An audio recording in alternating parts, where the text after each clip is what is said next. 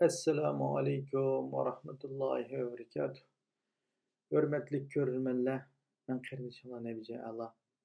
Her birileri bilen bir gün Cenve'deki namayiştin ağın tesiratlarımızı birlikte ortaklaşmakçı. Çünkü 11. yılın 6. günü hemimiz bilgende Cenve'de bir keng külemlik namayış elip verildi.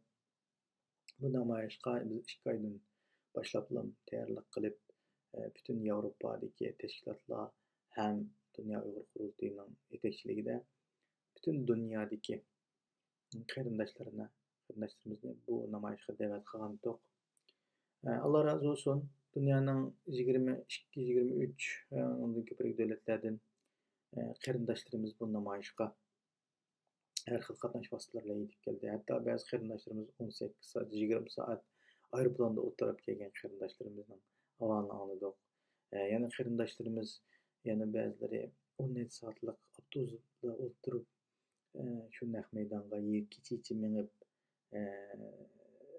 saharga yaqin kelgan bo'ldi. Biz shu kuni naq maydondan kelgan ahvolimizni biroz anglatgan bo'ldik.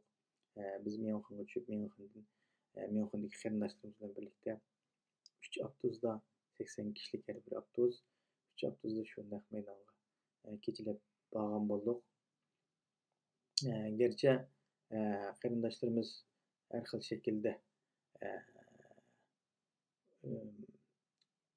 yo'l azobini taqqan bo'lsa-mu, u bu namoyishdagi irodamiz Xitoyga bo'lgan qarshiligimizga nisbatan bu azoblar hech qancha emas. Hammamiz birlikda vatanimiz Sharq Turkistondagi shu xalqimizning ovozini anglatquchi, shu ovozni yetkazguchi, shu zulmni fosh qilguchi, zolimga bo'lgan qarshiligimizni bildirguchi bo'lgan bir jon sifatida shu maydonga hozir bo'ldi. Naq maydon naq maydondan ko'rinishni vaqtida yo'llashga tirishgan bo'ldik. Boshqa qarindoshlarimiz har xil uchur vositalarida qarindoshlarimiz sungan bo'ldi. Qarindoshlar bir hayvatlik, bir ratlik, bir yuqori sifatlik namoyish bo'ldi deb qarayman.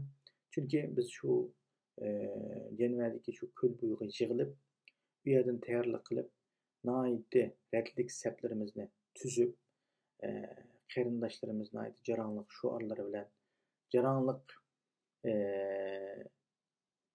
ruhliq, ko'taranki ruh bilan qadamlarini ilib shu namoyish maydoniga, gerçi 2 kilometrga yaqin yo'l bo'lsa-mu, shu yo'lda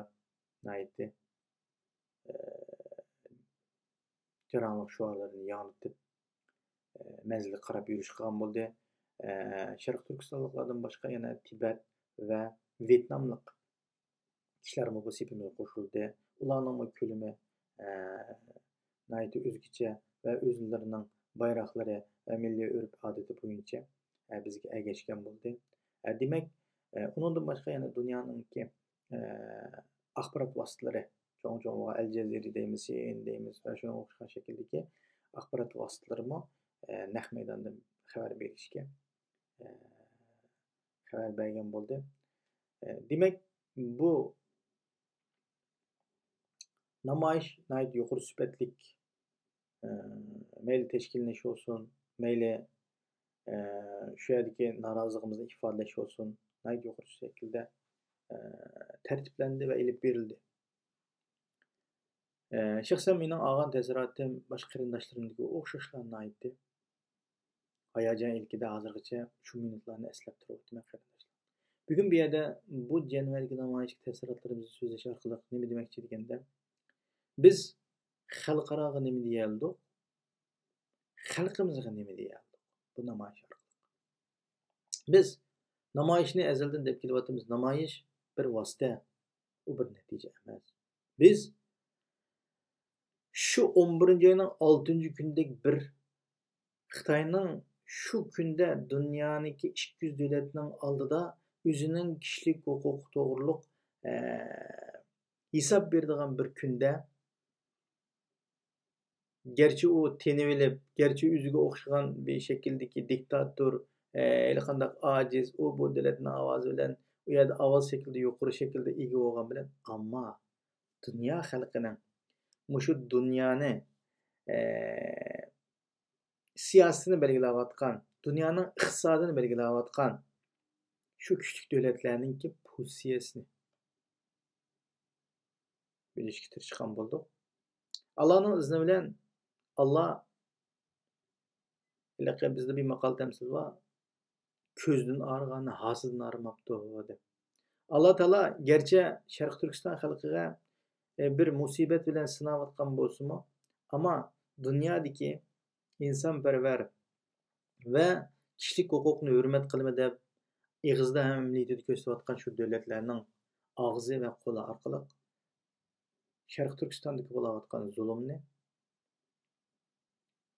toxta deydiğin iş olmaganda 18 devlet orunda turdu. Orunda turup bu Şarkı Türkistan'da bolatkan zulümni toxtuşqa Xitayga çakırık. Demek 150'den artık devlet neyli olmasa o meyli Arap elleri olsun, meyli bu başkaları küçük uşak Afrika'daki gibi Xitayning sağa meblağı bilen yoki bo'lmasa iqtisodiy yardım bilen hayat kechirayotgan bir devletler olsa, bu şekilde o'zining devlet menfaatini birinchi o'ringa qo'yib turibdi. Ular Sharq Turkiston xalqining menfaatini hech nazarga olmadi. Ammagan bo'lsin, mayli Arab devletlerining yoki musulmon devletlerininki ifodasiga qarata qarindoshlarimiz va yoki hammamiz bir xil